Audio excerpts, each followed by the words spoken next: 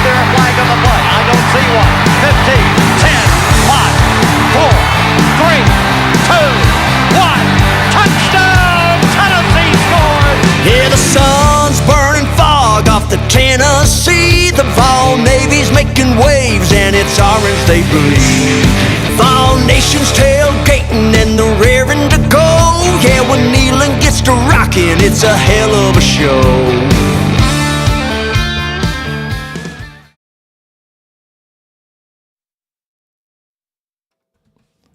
Hello, everybody. Welcome to episode 26 of the Vawls Deep Podcast. Tennessee Volunteers are now 7-3 with a horrible, embarrassing, pathetic loss to the Missouri Tigers. We'll get more into this as we go, but initial thoughts on Tennessee's performance Saturday versus the Fighting Drinkwitz Tigers. It was about as ugly as kissing your sister and the pet pig at the same time. It was just, it wasn't pretty. No sugarcoating it. It was just downright embarrassing, Luke. Very embarrassing. How you feeling about going into Georgia? Not the best, but have you ever seen, a little thing, it's like a little gleaming of hope and light. There's a little bit of there for me. Just because of it being a big-time rivalry game in Neyland, you can throw out everything, but I just don't know. Just don't know about it. We'll talk more about it. I'm not feeling as good as what I certainly did last week.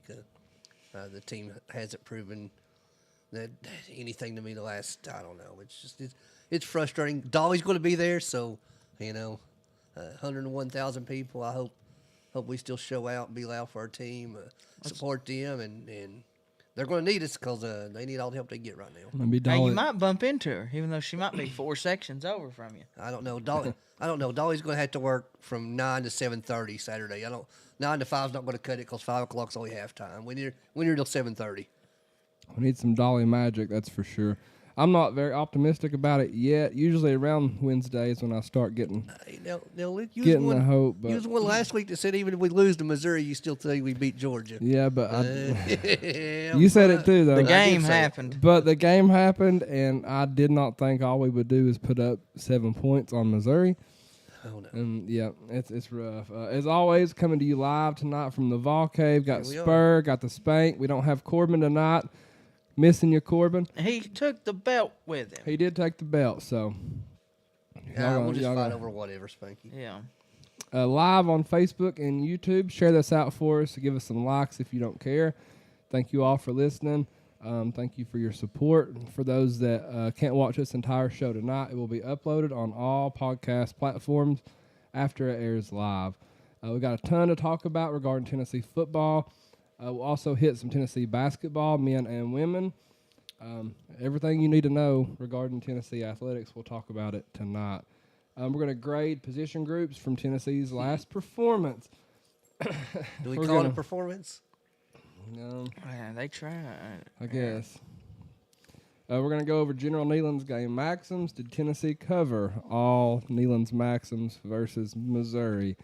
We're going to preview this week's matchup versus the number 1 Georgia Bulldogs. We'll give you all the information you need regarding that game. We'll have our keys of the game. We have this week's predictions coming up. Spur, who won last week's prediction giveaway? Oh, good old Premier Excavations owner himself, Travis Duncan, went 9-1. The only game he missed was a Tennessee game. 9-1, Travis Duncan. I need to get with you anyway, Travis. Hint, hint. But yeah, we'll get you that gift card and what you won. Also have another giveaway tonight. Spur will get more into that on how to enter for that. Gift card, baseball cards, football cards, and decals. So stick around for details on that giveaway.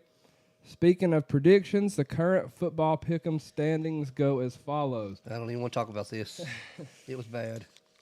In first place, we still have Corbin by 1 game. I'm catching you, Corbin. Corbin went 6-4 last week, bringing his overall record to 74-38. I'm in second place, going 7-3 with an overall record of 73-39. In third place, we still have Spur, but he went 5-5 last week. Overall record 71-41. And Spanky's in last. He's right there though. He went 6-4 last week. His overall record is 70-42. So I'm close. I'm getting there. That means I had to draw that daggum cup, doesn't it? Yep, so Spur's going to have to dip into the cup of misfortune tonight. We'll see what his punishment is for losing the weekly pick'em. He can either do the punishment or he can donate $25 to charity.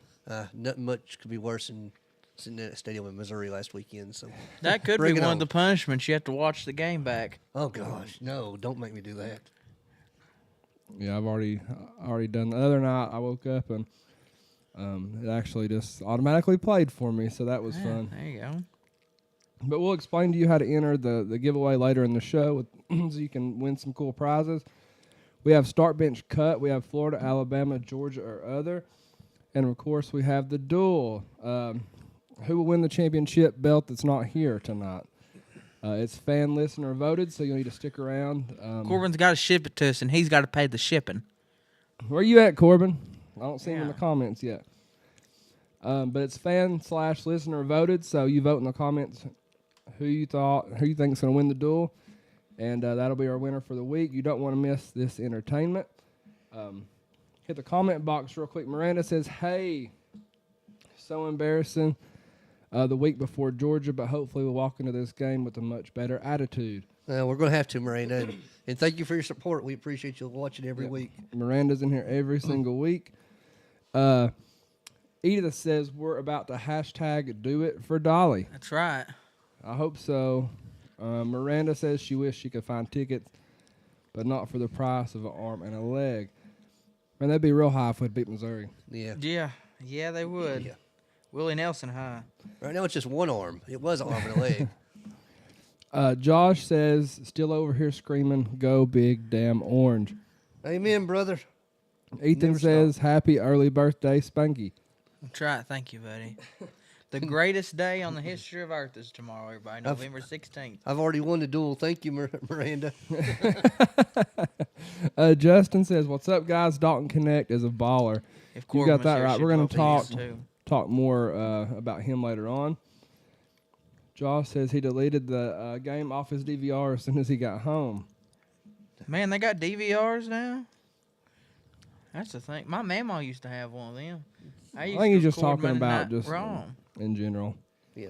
When it saves. I know YouTube saves everything. At Tennessee. my mama's house, you'd have to get like one of them old VHS tapes you wanted to record something. Edith says Spanky might be losing the pick, but he's winning the hearts of all of us. That's right. I thank you. I appreciate it. You got a fan. I know. I got a bunch of them. They're You just do got very a fan. silent. Because look, Do you know Edith? I'd have no clue if she is. Ethan says the dude's slacking this week. He wasn't on Tommy's yesterday and ain't here tonight. Slacker, dude. Yeah, Corbin's got some personal stuff going on, so. But yeah, you do need to aggravate him a little bit. Yeah, aggravate him. Let's see. Corey says we need Nealon to be Nealon loud this Saturday, and we need it to be electric. Corey Brooks says, what's up, Luke? What's up, Corey? Good to meet you last weekend. Kimberly says, hey, guys, go Big Orange. Zachary says, go Vawls. And Robin Shelton, as always, says, go Gators. We'll be right back. Hey, what's up, y'all? It's the Vawl Daddy. I want to give a big shout-out to the Fairview Union. Great musicians, local people. Chad's from my hometown. They were gracious enough to let us use their music for our podcast. Make sure you check them out. They're huge Tennessee fans. You won't be disappointed. Let's hear them play. Man, you won't believe that roar when the boys find the checkerboard. The big orange is back. It's a fact. Volunteers, where you at? Get loud, staying proud. Send a message to the crowd. Y'all better get used to the fact. The big orange is back on track. Coach Hyper, where you at? Getting it done, having fun. Power team #1. Y'all better get used to the fact. The big orange is back. All right, welcome back to episode 26 of the Vawls Deep Podcast, coming to you live on both of our Facebook pages and YouTube. We're about to hit this week's recap. We appreciate the likes, comments, shares. Please keep them rolling in for us. Tennessee gets trounced by Missouri 36-7. Solid beatdown. Overall thoughts on Tennessee's performance versus Missouri? Very sloppy and very poor. they just did what we just can't stop, and they just slowed the game down for us. I was actually shocked that they slowed it down as much as they did. I was very surprised by that, but I'm not saying our players quit playing and gave up, but it sure did look like it. Gosh, it just reminded me so much of the Florida game. It wasn't the fact that we got beat. You know, good teams get beat by other good teams. And Missouri's a good team right now. There's no doubt about it. Mm-hmm. But it was just our undisciplined play, especially on the defensive end, where we took dumb penalties, we made dumb mistakes, we didn't take care of the ball when we had the ball. It was just a frustrating afternoon in Missouri, and I still think we're better than they are. Oh, but yeah. by God, they didn't show me anything to prove that. If we played them 10 times this season, we'd beat them seven. I think so too. I really do. But just that drop off pass, we never did stop it, and it made no sense because they just kept doing it over and over and over. Just frustrating. And that beyond quarterback belief. for Missouri does impress me. Okay, like he's not a scrub I mean, or anything. He's got the ball, 3rd down and 10 on the 1 foot line. Everybody in the stadium knows the quarterback's going to run the ball. Yep. I knew it. You knew it. I don't know how we don't. Defense didn't. I don't know how we don't stop. He runs for 25 yards. It's a backbreaker. I mean, it just over and over. We had him 3rd and long, and we commit a stupid face mask penalty away from the ball. I was just embarrassed. Yeah. Still love my Vawls, but it was embarrassing. Disappointed and embarrassed is an understatement. Tough one to get over, man. I don't know. So unexpected because I ran through like every scenario I could think of all week on how the game's going to go, and I never ran that one through my head. No, we didn't run getting blown out in Missouri. No, definitely not over it. Not over just scoring 7 points. I will say, even though we're kind of on the topic, kind of not, the fans of Missouri, the people that we met when we were down there, were absolutely tremendous.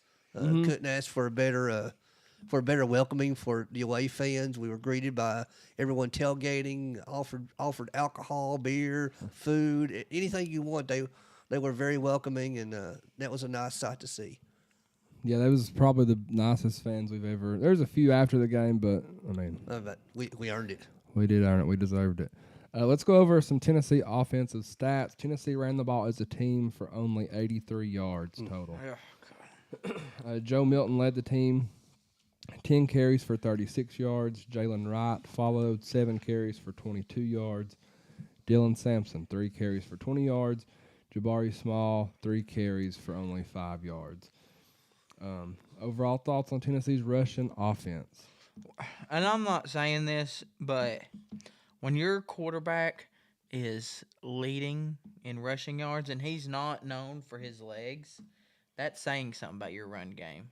Like, it was not good on Saturday. It was not to the standard that we've had all year long. And we're going to talk about it as the podcast goes on today, but I noticed in the first quarter, and I tapped our buddy Josh, who went with us, on the shoulder and told him, I believe it was on the 3rd carry of the game, I thought that Jalen Wright come up limping. And I said, hey, Wright's hurt. This ain't good. And from that moment on, I don't know, we just got away from the run, or if we're just not built to come from behind, or whatever it is. I think the game kind of just got away from us. Yeah, it did, and we just didn't adjust, in my opinion. If we don't start fast, it's bad news for Tennessee. Yeah, it's pathetic, man. That's all I know to say. We're not going to win like this. You're not going to beat anybody in the SEC besides Vanderbilt rushing the ball for 83 yards. And again, I can't fault the effort. The team played hard. I love the guys. I love their determination. It just didn't work Saturday, whatever it was. Yeah, I don't know. This offense, it's not efficient unless we run the football, well. So I don't know. Just 83 yards. I mean, our offensive line just got. And we'll get more into each position, but offensive line just got manhandled. Tennessee through the air, 22 of 34, 267 pass yards, 1 touchdown, 1 interception. That's a 71.7 quarterback rating for Joe Milton. Thoughts on Tennessee's pass game this week? It wasn't awful. Passing game wasn't bad, especially in the first 3 quarters. I thought Joe actually had a fairly good first 3 quarters. We'll talk about Deontay Thornton's catch in the end zone later on, I'm sure. But looked good. He got desperate there in the fourth quarter and started throwing the ball recklessly. The pick six was just telegraphed. Slants just were completely rough. telegraphed. The slants were rough. But, he made some good throws as well, especially early on. In the words of my favorite movie, Coming to America, good and terrible. Like it wasn't the best, and it wasn't the worst either. We still only put up 7 points. So it's hard to be good when you can only put up 7 points. And again, our offensive penalties killed us, just like in defense. Yeah, sloppy. Like I said, it's not all on Joe. I mean, some of it is, some ain't. But we are what we are. Joe is what he is. The offense is what it is, and they're not gonna. I don't know. They're not gonna adjust it. They're just gonna live and die on the hill. Got 2 games left. Why change what we're gonna do right now? And Joe Milton throws for 267 yards. We should be in the middle of a ball game. Yeah, 100% agree. Let's hit our receivers now. Like we just mentioned, 267 receiving yards. Ramel Keaton led the team, 4 catches for 57 yards. Squirrel White, 4 catches for 53 yards. Dante Thornton had 1 big catch for 46 yards and a touchdown. Thankfully, held on to that ball. We might not have scored the whole game. Oh, my goodness. And also, thoughts and prayers with Dante Thornton because he's going to be out for this season with a lower leg injury. I just see it was just regular season, so there is some hope that he could be back for the ball game. Yeah, he's not going to want to miss that Dollar General Bowl that we're going to get to go to. Hey, now. Caleb Webb, 7 catches for 38 yards. Jalen Wright, 2 catches for 21 yards. Jacob Warren, 2 catches for 17 yards. Chaz Nimrod, 2 catches for 17 yards. Dylan Sampson, 2 catches for 13 yards. And McAllen Castles, 1 catch for 5 yards. Done what they could do. A lot of, like I said, towards the end there was some bad throws, especially on the slants. But what are your thoughts on Tennessee receiving? I thought they did okay. Like it wasn't the best performance. Just like our offense as a whole, it didn't do good enough to win us the ball game. So like, in my opinion, it just wasn't very good at all. I will say Deontay Thornton gave his all for Tennessee Saturday. I mean, he the touchdown was a thing of beauty. He laid out, and got hurt making the catch. So I can't say the first thing negative about that. Yeah, one way to go out, that's for sure. And it was a hell of a catch right in front of us. So great effort on his part. I like seeing Nimrod and a couple of the other young guys come in and make some plays. Squirrel White and Ramel Keaton's going to have big games against Georgia. Mm-hmm. Yeah, we're not kind having of let the squirrels loose. Not having Brew hurt, and now without Dante too, it's rough. I mean, we're playing a lot of young bodies at receiver. I mean, hey, but you can only like I know it's kind of a negative to play young bodies, but then again, there's a bunch of upside to playing young bodies. There is, a ton of upside. Absolutely, they're getting some valuable game experience now, and I don't want to say build for the future because there's still 2 games in this season and a ball game left, but. Them young guys, hey, they've been thrown in the fire, and they those born in the fire don't faint in the sun. So I guess we're gonna see how well they can do. Tennessee on defense, 3 sacks, 8 tackles for loss, interception. Good enough to win, in my opinion. Not great, but good enough to win on defense. Run defense was bad. Very bad. Linebackers. Third down bad. defense, bad. Oh my, you gotta get off the field. The quarterback contain was horrible. Not going to go through everybody who made a tackle, but Wesley Walker led the team with 9. Jalen McCullough followed with 7 in an interception. Danico Slaughter had 7 as well. Jordan Thomas also had 7. I mean, it's bad whenever all your leaders are secondary. That lets you know that where the tackles are getting made. Garland had 6. That's the first defensive lineman that we've had on here. He had a tackle for loss. Joshua Josephs had 5 and a tackle for loss. Omar Norman Lott had 3. And I believe Omar Norman Lott had 2 sacks as well, right? He did. Give the Missouri running back credit. He walk on. He looked great. He ran all over us. He proved why he was number 1 statistically in the SEC. If he ain't got a scholarship by now, he'll probably get one. Tennessee on special teams, 0 for 1 from field goal. I hated that decision by Heupel too. I'm not gonna lie. Yeah, They got booed by the Missouri crowd, and we couldn't. We sat there and took it because we were kind of right there with them. I ain't gonna boo the coach's decision, but it was dumb. Just run the clock out, run the play, whatever. Yep. Yeah, and Drink was he was pretty offended by it too, calling timeout and stuff. Jackson Ross was good though. 6 punts for 262 yards. 3 of them were inside the 20. He's just a freshman. He's going to be great. Yeah. He's going to be great. Listen, now let's go over. Hey, we may not be able to run, pass, catch, tackle, but by God, we can punt with the best of them. Hit the comments real quick, then we'll hit General Neyland's maxim. Zachary Bunch says, frustrating, Mizzou is full of good folks, except for Drink. He also says, we will mean business, glad we saved his job. Exact statement I made Saturday, it's our hill, and we might as well just live it out. Let's see. Alma says linebackers were atrocious, but we're pretty depleted at that position right now. That running back is smoking hot. Well, thank you. Braden on YouTube says Butch Jones went 9-4 twice, and we thought we did something. We're going to go 9-4, and we are pissed. We are pissed improvement. And I kind of agree with that statement a little bit. And I said it like to start the year. It's like we can't get upset if we have somewhat of a down here. Because last year, it was a special season. And Absolutely it was. when you get to that level, you start becoming complacent. And you start thinking, hey, this should happen every year. When in all honesty, it's not going to happen every year. We're still better off now than where we were. For me, it's not. We're already spoiled again. Oh, yeah. For me, it's not the number; it's who we're losing to. Like, Yeah. Oh, yeah. and how we're like the Florida game. We could get over Alabama. Alabama's one of the best teams in the fine. country Yeah, right Alabama's fine, but still the way we lost that one. I mean, still, it's just, you know, now. They had a beat. how do you know? Let's face it, Missouri is the Tennessee of this year. Like, for being honest, they're the hot team. I mean, they're now. good, but still, it's Missouri, and Tennessee should always beat Missouri. Yeah, Miranda said that I hit the nail on the head completely, 100%.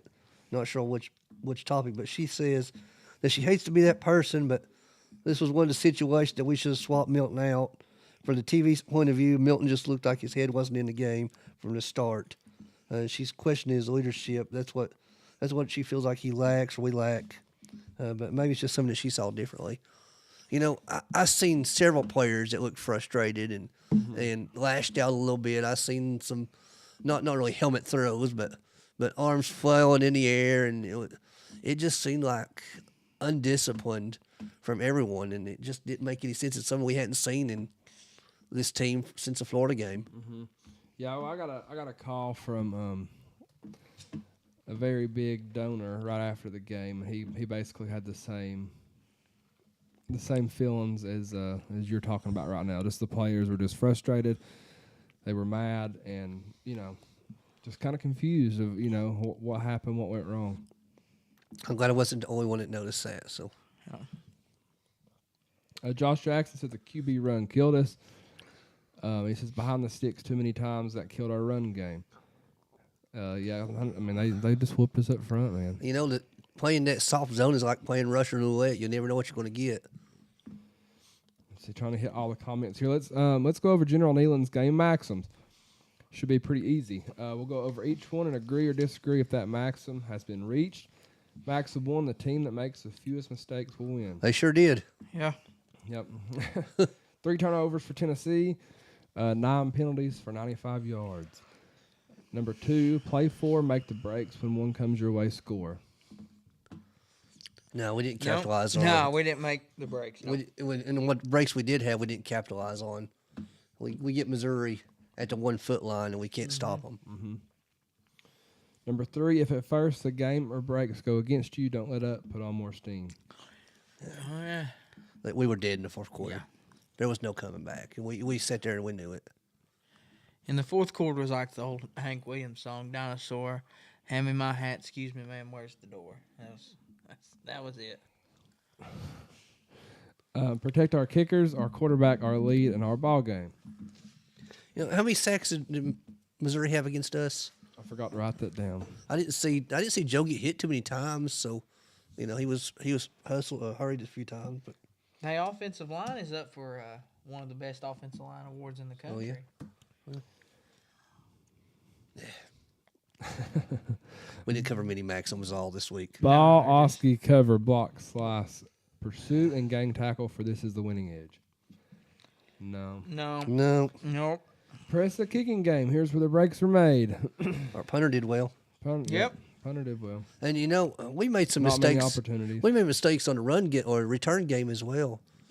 Taking the ball 8 yards deep in the end zone and trying to return it out, only to be stopped at 15, It's frustrating all the way around. Everything was. Carry the fight to our opponent and keep it there for 60 minutes. Nope. General Nealon is not happy No, now he's not a happy about man. his maxims. Let's talk some Tennessee basketball. That sounds like a good positive thing. Yes. Get a little bit of blood Let's pumping do it. here. Tennessee men's basketball, they knock off Wisconsin 80-70 in a big matchup.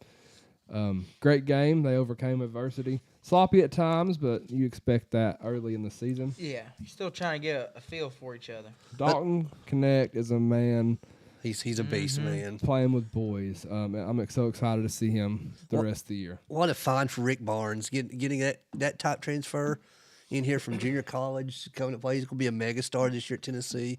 Fortunately, this is his only year with us, but Hope he stays healthy. hope we all stay healthy. Zakiah Ziegler's still struggling with his shooting a little bit. Santi's still struggling a little bit, but my God, we're so deep right now that even with two of our biggest stars not scoring like we're used to, we're handling our business pretty well. They beat Wolford just the other night, last night. Watched the whole game.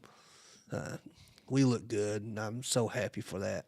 Yeah, we beat Wofford 82-61 yesterday, so no surprises. Wofford played us hard, though, for a long Yeah, time. that first They did- quarter, they- man, they gave us hell. Hey, those Terriers, they're going to be something to reckon with in their conference. They were undefeated as well. They were hitting all their shots, so I think we might have been looking forward to maybe the Hawaiian Islands a little bit. And I don't want to jinx us. Dalton Connect had 18 points. Gainey had 16. Vescovy had 11. I mean, it's a good win. I don't want to jinx us, but we've not trailed in any game at all, preseason or regular season so far this year. I think Hey, I do got a We question. I got think trailed. we need to adjust. I know you don't want to not think about football season, but look, we're gonna have to change the format of the show here. We can be talking about basketball. come in a few months. oh, it's definitely going to be changed. Yeah, we're gonna have to spice things up. Season 2 of Vawls Deep, everybody. They will play again on Monday versus Syracuse in Hawaii. The That's good. Orange Bowl, as they can call it. That'll be a good matchup as well. Should be fun. Excited to see all them good teams in the islands. And, it's a good break for Tennessee. They get to go, and I would say Maui, but they're going to Honolulu because of the fires in Maui. But a 3,000-mile trip to get to play a couple of big teams. It's going to be a good experience for the Vawls. And we come out there undefeated. Look for us to be a top 3 team. I got the Orange team in that one.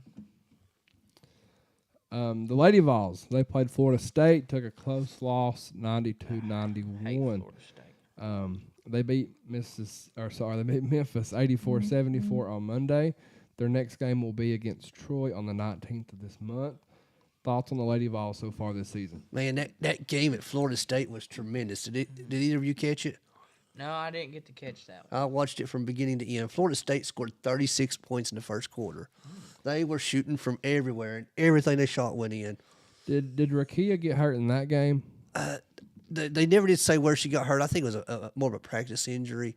She was day-to-day and didn't play in the game not before last. But she'll be back. She'll be just fine. And in Tennessee, Lady Vols, they played well at home. Monday night, without Rakia, got a win over Memphis, who fought hard, but Tennessee was just better in the end. But again, that Florida State game, come down to the wire, come down to the very last shot. It was a highly entertaining women's basketball game. Yeah, Rakia, arguably probably our best player, banged up a little bit. Better start than last year, though, because last year we had a rough start, in my opinion. And Well, we play one of the toughest schedules in the country, and Kelly Harper's got her women ready to play. Still a little bit worried about Tamari Key. She's dealing with those blood clots from last year, and she's clearly doesn't look to be 100% yet. But big things to come in the Food City Center at Thompson Bowling Arena. Had to get that in. I'll Just throw had that in to. there. Are we tired of talking about Josh Dobbs yet? You know? I'm never going to be tired about talking Nope. about Josh Dobbs. Me neither, man. On the cover of ESPN, everyone's talking about him. Everyone loves him. So happy and proud of Vawl for Life, Josh Dobbs. 23 of 34, 268 yards. One passing touchdown. That's an 88.3 quarterback rating. 44 rush yards and a rushing TD as well. We're going to get to see Joshua Dobbs in action Sunday night versus Spanky's Denver Broncos. I'm going to have to pull against Dobbs in that one. What? Won't have to. Sorry, it's business. This is what he says, but Monday, right? They play Yeah. Monday Night Football. No, it's Sunday. They Sunday night game. They're the Talk about this week, Spanky. Yeah. Oh, It was Monday. Yeah, This Monday. he wants to sit here and act like he's a diehard fan. He didn't even catch the end of the Denver Broncos. You know why I game. didn't catch it in too. You knew I was upset and frustrated about something. Don't matter at your team, and you went to sleep. Did you see that game? I did not see that game. They I think we missed- were driving a little bit. No, this was Monday. Oh, Monday. Yeah, Yeah, I did see Spanky's Monday. jacked up. Yeah. I was It's a been a little long week, frustrated. Luke. You know, after a loss from one of the teams I coach, I don't really care for much about anything at that point. I just wanted to go home and go to bed. I gave him a hug and tucked him in, and No, you didn't. Shut up. he went to bed. I did see the game Monday. It was a good finish. Broncos looking good though. Beat the Bills and the Chiefs. Won 3 straight. I don't know if the baby. Broncos are looking good or the Bills are just looking bad right now. Hey, They man. beat the Chiefs we too, riding, though. Baby. That's true. We're the best team in Colorado right now. Dobbs is gonna stop it. How about Jimbo Fisher? Gets fired for underperforming. man on the face of the earth. Gets fired for not doing his job at all, and he gets paid $26,301 per day for the next 8 years to not coach at Texas A&M. I swear, He's living the American dream right now. I wish I could be him. I just wonder if he's done it on purpose. He Well, got that heck, big fire, man. got that big contract. You know what? We'll just lose a few games. I'll get fired and just go collect my check for a while. I'm telling you, the dream job for everybody in America is to be a fired SEC coach. I'll tell you. Hit Mr. Jeremy Pruitt. Here's Yeah, a then comment box real quick. Alma says our record reflects our talent right now. You can't be mad about being par. We just can't have games like that. You can't fall apart like that. I could agree with that, but Yeah, but Elvis, we had I expectations. still think our going into this year. roster. I think our roster is still better than Missouri's. Yeah. Carlos Vamos Vawls. He says hashtag What's up, Juan? Vamos Vawls on YouTube. Thank you for checking in with us. Make sure y'all give him a follow. Any other comments that I'm missing? Justin says he's done with Kelly Harper hype. Just don't see her taking us to the next level. Gotta believe, man. Gotta believe.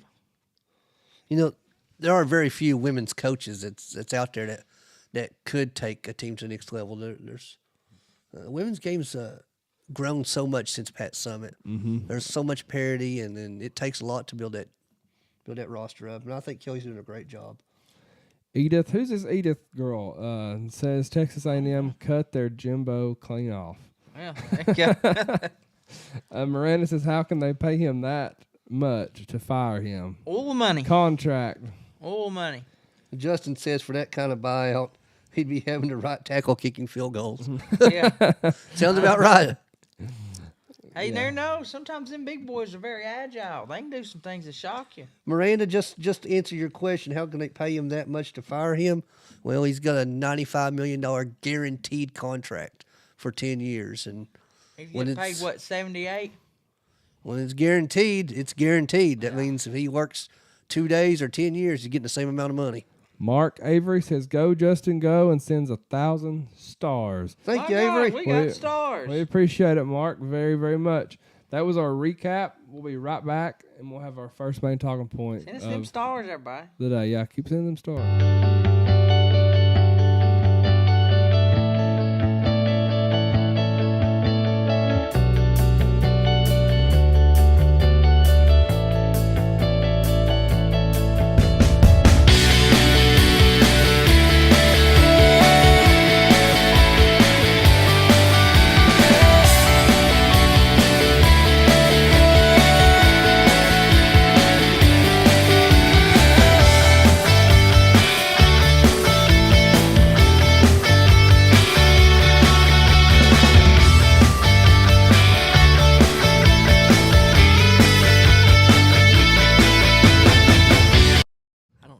Yeah, you do.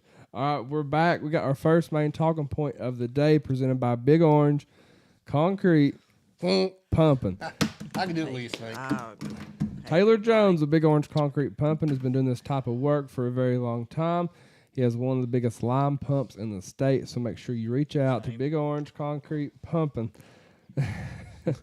for any of your concrete needs. All right, let's get Vawls deep. Let's grade each position group versus their performance versus Missouri. Let's start with the quarterbacks. I'm going to give Joe Milton a C-. First half, I thought Joe played pretty well. Made some good passes, made some good completions, carried the ball pretty well. Second half was just complete opposite. It was sloppy. He threw that pick six. That was just a desperation throw. It was telegraphed. He never looked the receiver off. The cornerback knew exactly where he was going. Sitting in the stands, we knew as soon as he let the ball go, it was a touchdown for Missouri.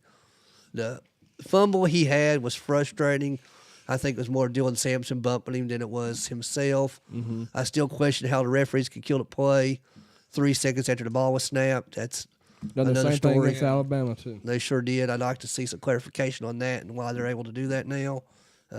Once the ball snapped, you just let it go. It's too late by that point. Part of a hurry-up offense is why we run it.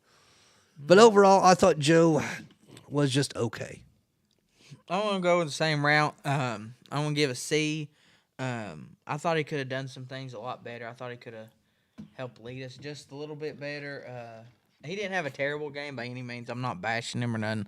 But I just thought, there could have been some things that he could have done better. And, hey, I think the whole team could have done better. Yeah, I'm going to go with C- as well. The loss is not on him, but he did have some bad throws, did have bad decisions. Some of them balls are just impossible to catch. Like some of them slants are even the commentators are talking about it. So I just think just a below average game, for Joe, but it's definitely not to We got one dimensional at the end. We did, and everyone knew it. Mm-hmm. Mark sends 245 more stars and says fun times. Thank you very much, Mark. We really appreciate the Thank stars. you, Avery. Let's go with the running backs. I'm going to go with D on that one, just a D. When you're, like I said earlier, when your quarterback is leading in rushing and he's not much of a running quarterback, that should say something about your running backs. Just not a good day for them. Not for the performance that we were used to them having all year. I just think running backs just took a step back this week. I'm not going to sugarcoat it, guys. I expect more out of our running backs. They're getting an F from me this week. It was just they are better than what they showed. I hope that Jalen Wright wasn't hurt, but they are better than what they showed, and they know it. So there's no reason sugarcoating it. They're getting an F from me. Oh yeah, there's nobody being a more bigger critic than themselves, than players. No, absolutely not. We could say all they want. They're probably beating themselves worse than we ever could imagine. I'm going to F as well. 83 rushing yards total, and your quarterback had the majority. Yeah. Offensive line obviously has a big say in this too, but we'll get there. But for me, they're getting an F. What about wide receivers? Deontay Thornton gets an A in my book. He gave his all for Tennessee. The other receivers, I'm going to give them a C. I thought they made some good catches. Some younger guys stepped up, but late in the game, we still become one-dimensional, and they just couldn't get open. Yeah, same as Spur said. When you become one-dimensional, it's very easy for a defense to do what they want to do to you. And I'm just going to give them a C- as well. They just got to get open. Like, I don't care if you run the wrong route, but just get open somehow. Yeah, I've got a C-. Again, great catch, Deontay Thornton. Some good plays. We missed Brew, and we're young at wide receiver. Yeah. But yeah, I just think around the average day probably. Future's still bright there. Wide receiver, it is. It's very. We got a lot of talent right there. We're just super young. Tight ends. Tight ends, I'm gonna give them a C as well. Nothing they did really stood out to me. Just gotta get open, just like with the receivers. I thought run blocking could have been a lot better right there on the outside whenever they'd come in tight. Yeah, it's exactly what Spanky said. They're going to get a C in my book as well. Just non-existent. They were there, but Didn't really have a big outcome or effect on the game. Yeah, I've got a C, just average play, few catches. They blocked all right, just a, average game from them. Yeah. Offensive line. Probably the best part of the offense, I thought. Even though I've always said to have smoke in the backfield, you got to have fire up front. To me, I thought the offensive line gave Joe time when he was passing the ball. So I'm going to give him the highest one out of all of them. I'm giving him a B-. I ain't saying much, but. I think you're watching a different game than I did, Spanky, because I thought our offensive line got trounced. It was bad. They're getting a D-. The first drive, and I know Luke's about to say it, so I don't want to take his fire from him, but You're good. go ahead, Luke. Say what you're going to say about Cooper Mays. Oh, man, he got his ass whooped, He man. got his ass whooped He got on that his ass first whooped. drive, That and he knows it. It was So bad. yeah, I've got offensive line as an F. yeah. I really do. They just got their asses just handed to them. They got manhandled. I was trying to be positive. So holding penalties, It was bad. it was bad. Yeah, It was bad, and people are hoping that I'm not for this, but people are protesting. They want Pittman whenever he gets let go at Arkansas. I know I like who we got, but we got to be way more consistent. Hey, Pittman, he's a heck of a recruiter, man, especially for offensive linemen. Bring him in. He stole Mays from us. If you remember, when he was at Georgia, he stole Cade Mays from us. Yep. But we got him back. Got that finger hurt, and we brought him back. By God. What about defensive line? Defense is going to be getting some low grades here. Defensive line, I'm giving them a D. Just flat out D. Like, we got to be able to get pressure and stop the quarterback run. not only that, but we gotta tackle the running back when he comes up the middle as well. Just don't want to say the effort wasn't there because they played hard, but the results didn't show. So they're getting a D in my book as well. Yeah, I've got a D-. Made some plays. Just horrible against the run. And I know the contain's not all on them, but they just have way too much time. Yeah. Defensive backs. Yeah. I'm going to go with C. Missouri didn't throw the ball all over the field on us. They had a couple of long completions early, but they didn't have to. So we were just giving them the run. Why throw it? yeah, why throw it? C swell. Like why throw it when you can run it on us? It is what it is. It is. I got D-. It is what it is. Yep. Linebackers. F for me. F. Bad tackling, bad reads, bad angles, over pursuing. Horrible. And every single week I say, they're over pursuing. After getting 3 pick sixes or 3 defensive touchdowns last week against UConn, following up with that kind of performance. We are very young there. We are. And we're injured, all that good stuff, but there's just no excuse to be that bad. Special teams, I'm going to go with B+. I think they just done what they could do. I'm not really going to hold the miss against them, really. No, I'm giving special teams a B-. It'd probably be a little bit better, but we returned the ball a couple of times where we shouldn't have. Let's give out some game balls. Who do you think gets the game ball on offense, and who do you think gives it on defense? My offensive game ball is simple. It's going to Deontay Thornton. He gave his all for Tennessee. Here. It was just one big play in the end zone, but by God, he laid out, put his body on the line, made a touchdown catch. He's getting my game ball. I've got Dante down as well, but I'm going to give it to Jackson Ross since y'all gave Dante. I'll get Jackson Ross. That was my defensive special teams game ball, was going to Jackson Ross. Defense. So you got Jackson Ross? Got Jackson Ross. I on ain't my with defense. nobody. The Nobody? defense just pissed me. Defensive special teams. Ross has become a weapon for us, guys. I'll give it to the Missouri quarterback. I'm going to go Omar Norman Lott for the 2 sacks. All right. I think he had like 5 tackles, too. Let's hit the comments real quick. Brody Jones says... Hey, Brody. And sorry, I'm just now seeing the comment. I don't know why, but he said he would take Heupel over Pruitt, Jones, Dooley, or Kiffin, or really the last few years of Fulmer. Yeah, this has been a downer, and Heupel has questionable game management at times, but that's more a product of his system than anything. I would take Heupel over any of them as well. I think Kiffin would have built something special. Oh, yeah. But we would also be in a lot of trouble with NCAA, in my opinion. Yeah, because Kiffin then he had to go through the trials he did too. He had to go through the Saving Rehabilitation Clinic to get to where he is now. Tim says, what bowl game do we get? No, we're going to talk about that here in a few We'll minutes, talk Tim. about it just in a little bit. Any other things that I'm missing here? Alma says it's hard to grade running backs because there weren't many holes for them. Yeah, I mean, it was bad. The whole system was bad. Alma says Pittman can be a consultant, Alabama style. I like that. I love Pittman.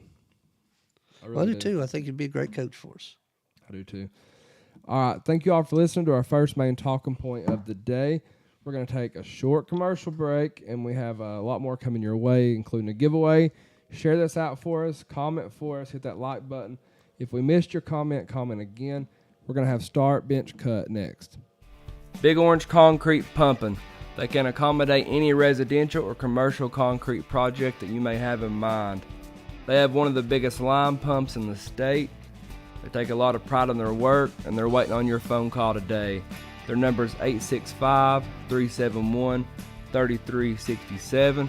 Whether you're pumping noise and kneeling or pumping concrete, make sure you roll with the Big Orange.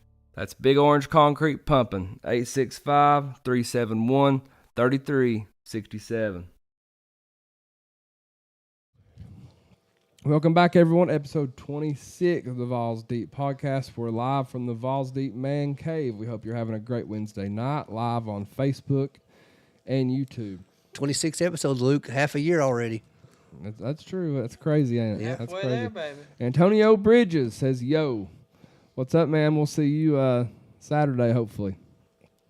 Thanks for popping in. Next, we're going to do start, bench, cut. How this works, I'll give a question. We have to rank our answers in order from first to last, start being one, cut being last. Are you all ready? Let's get it on. Who are you most disappointed in with the loss to Missouri? Our offense, our defense, or our coaching staff? I want to go with. I want to start with the coaching staff because they kept them on the field. Then bench, probably go to defense. Then cut. I'm gonna go probably the offense. That's the right order. I'm really disappointed in our coaching staff. We didn't come out ready to play. Didn't have the right mindset coming into this game. It appeared that something was missing. I don't know what it is. We're not in that locker room to know the ins and outs of everyday things. But I'm going to start our coaching staff because we just didn't come prepared. I'm going to bench our defense because we just had an awful night on defense. It was just beyond what I expected. Go cut the offense. It certainly needs to be better, but yeah, that's it. Yeah, I'm going to start the coaching staff as well. The lack of confidence that they have in this team is just crazy to me. The lack of adjustment, that they make it's just baffling. I mean, I'm going to say one thing. Look, they're going to have to come out and throw the kitchen sink at Georgia to have any chance. You have nothing. So- This is so where we just see the fake punt. Let it all air out this game, whatever it is. I don't care if it's 4th and 15 at our own 25-yard line. By golly, we need to be going for it. We're all orange too. All right. You have nothing to lose. Nothing to lose. Nothing. No. And, I mean, that should have been the mentality for a lot of games. I'm going to bench the offense. You're not beating no one scoring 7 points unless you're playing Iowa. I'm going to cut, our defense. I think it wasn't great, but it was good enough to win. Question 2. Today is National Steve Irwin Day. Which animal would you least like to tangle with? A crocodile, a snake, or a hippo? I don't want to tangle with any of them. But first, that crocodile. Like, them things are stronger than most human beings, and they'll kill you with one bite. Next is a snake. I don't want to. No, I don't like snakes. They're all slithery and ugh. And the next, probably a hippo. I've seen some hippos here. You don't see any hippo attacks? Huh? Hippos, I went to a zoo one time and saw a hippo. That sucker was big. those things are faster than you think, Spank. Well, would you rather have a crocodile or a snake? Well, I don't want to tangle with a hippo. I'd rather my tangle with a God. hippo and a crocodile or snake. No, you I'm don't. scared of snakes. No, you don't. No, I'm starting a hippo. I ain't fighting no daggum hippo. A snake I could step Look on. up hippo attacks. I've never seen it. They're insane. So Not right now. You can't multitask. I'm going to start the hippo. I'm going to bench a crocodile and cut the snake. I can kill a snake pretty easily. Yeah, Alma says hippos can bite a croc in half, and he's not lying. These No, things are but- insane. Oh my! I told you they're crazy. But I'm gonna start a snake. I'm terrified. I'm terrified. You don't like I'm snakes? scared. It don't matter if it's one of the little green ones or. You do a lawn service, you're terrified of snakes. Oh, That yeah. sun is I'm moving. terrified. I wear snake boots for a reason. And I'm gonna bench a hippo, like I just said. Hell no, man. Them hippos are crazy. Look, I told you. Wow. He's looking up hippo attacks right now. And I'm gonna cut the crocodile because I can outrun a crocodile. Yeah. I can outrun one. And So just jump on its back and hold its mouth shut. yeah. Duct tape. It's all you need. All right, number 3. Dolly Parton is coming to Neyland Stadium to watch her Vawls this Saturday. Start bench cut. These Dolly Parton songs. I Will Always Love You. Will always love you. Jolene. Jolene. Working 9 to 5. Or 9 to 5. What about Islands in the Stream? I'm starting 9 to 5. It's one of my favorite songs of all time. I love Dolly. She's a Well, that song true starts icon. is great. Yeah. You can't help but to sing it. Uh-huh. I'm gonna cut or bench. I'm gonna bench Jolene. And I'm cutting I Will Always Love You because I don't think it's her song originally. Then whose song originally is it? I think it's Whitney I'm Houston. pretty sure it's isn't it? Whitney Houston. No, Dolly came out with it first. Dolly wrote it because she was leaving Porter Wagner on the Nashville special. Look it up. Dolly sung the song first. She may have, but Oh. Dolly was first. Whitney Houston came out with the song in the 90s. Dolly had it in the 70s. But I Will Well, I Always apologize, Love You. Spanky. I my bad. apologize. I Will Always Love You is the most beautiful song ever written. And Ever. yes, I love it. I've heard you say this about some Elvis songs, some Conway songs. Hey, look, Elvis wanted to sing that song, I Will Always Love You, but that damn Colonel Tom Parker wouldn't let him.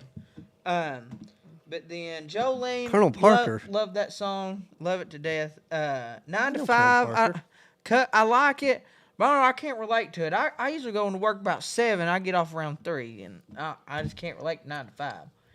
again, I hope we work till 7:30 Saturday. I'm also gonna start 9 to 5. Love it. The way it starts. I'm gonna bench. I always love you. I'm gonna cut Jolene. Georgia is a 10.5 point favorite. I think it's down to 10 now. But over Tennessee Saturday. Start bench cut. How much does Tennessee lose by this weekend? Why you say we're going to lose? Less than 10.5, 10.5, or more than 10.5. I'm going to start less than 10.5. I think Tennessee's going to stay in this game. I think the crowd's going to be into it. They're going to be fired up. If Tennessee gets some momentum, you never know what could happen. I'm going to bench more than 10.5, and I'm cutting 10.5 because there's no possible way to lose by 10.5. No, there really ain't. You got a good point.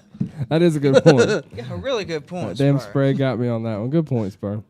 But no, I think If there's a way to do it, I'm sure Tennessee can We figure can it out. figure it out, yeah. We're like the Bills. The ref will call a penalty or something at the end of the game and cost us half a point. But I want to do start less. I think this could be a ball game. I think the Neyland effect will take effect Saturday. Then bench 10.5. You know, this could 10 points is really not a life thing. It's just touchdown, field goal. But more than 10, I could see it, but I'm cutting it because I don't want it to happen. You know, it'd be the Tennessee thing to do to come out there and win this game. I wouldn't be upset about it. Yeah, that would be. What do you think, Luke? About to disappoint you. I'm going to start more than 10.5. I'm going to bench He was 10.5. Being a realist, I He don't was wanna on be. board last week. Until we scored 7 points against You are the Vawl daddy. Missouri.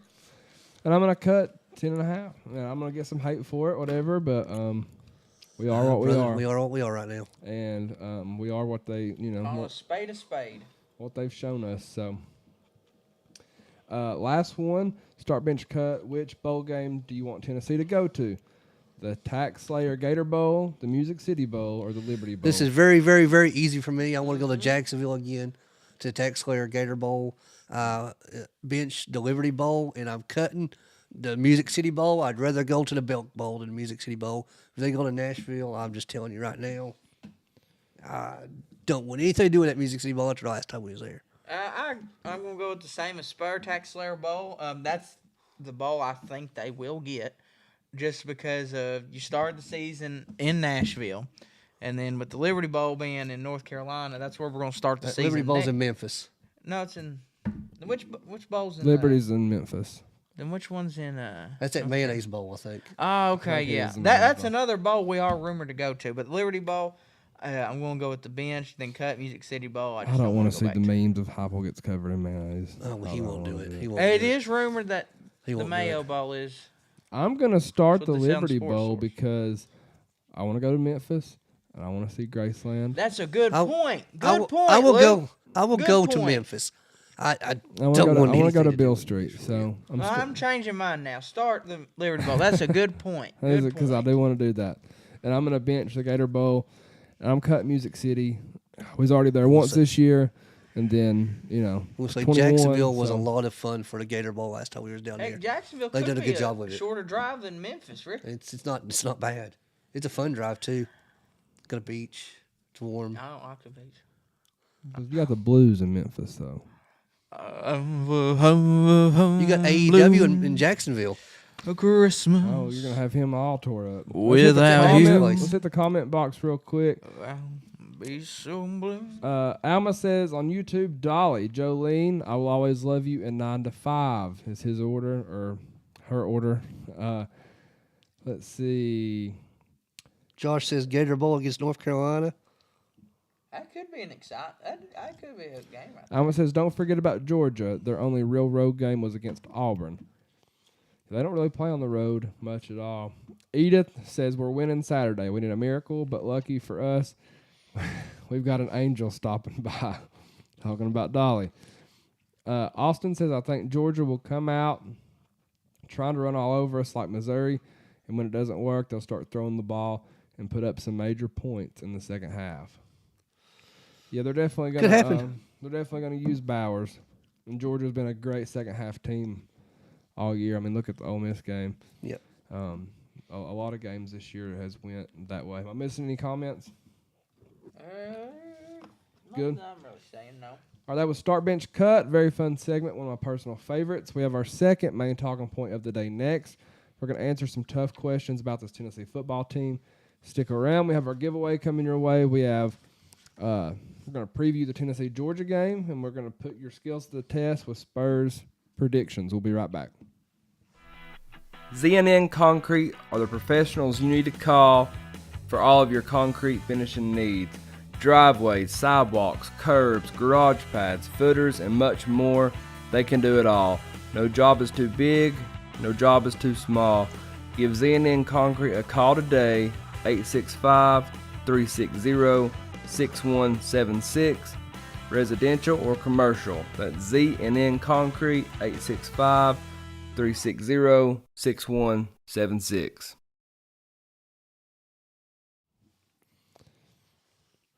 All right, and we're back. Next, we've got our second main talking point of the day. Spurs going to talk a little bit about the Ice Bears real quick. Tried the Ice Bears return back to Knoxville Civic Coliseum. They're at home Friday night, the 17th, for Military Appreciation Night, and then again next Wednesday, the 22nd, the day before Thanksgiving, they're back at home for their Dino Race Night. So you've never seen dinosaur races on ice. It's a sight to see. You'll have about 75 of those blow-up inflatable dinosaur costumes in a big race on the ice. It's a lot of fun. Come out and support the Knoxville Ice Bears. I'd love to see you out there. For those of you that don't know, I'm the 20-year long-time DJ for your 4-time SPHL champion Knoxville Ice Bears. He gets with it up there, too. We'll have some fun. Can I talk now? It's a good. What do you want to talk about? This Friday night, we got a big third-round playoff game That's right. down here at Rochelle Field. Cofield versus the purple team down the road. We'll be Sweetwater? playing for a chance to be Minnesota in the Vikings? semifinals. No, you know who I'm talking about. Oh, Oz.